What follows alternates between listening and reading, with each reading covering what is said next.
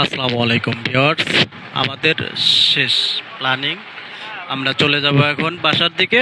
আমরা এটাই মূলত দেখার জন্য, মোটামুটি প্লেয়ারগুলা দেখেন, মোটামুটি খুব ভালো লাগার মতো একটা দৃশ্য, ভালো লাগার মতো জায়গা।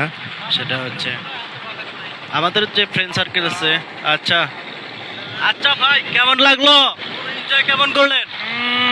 আলহামদুলিল্লাহ, খুবই সুন্দর এবং ভালো। তবে এখানে আরেকটি সমস্যা হলো, রিজার্ভ করার আগে অবশ্যই জেনে নিতে হবে যে আমরা কোনো চরে আমরা নামবো কি নামবো না, কারণ না হলে খুবই সমস্যা, কারণ তারা শুধু 2-3টা পিলার ঘুরে আবার নিয়ে যাচ্ছে।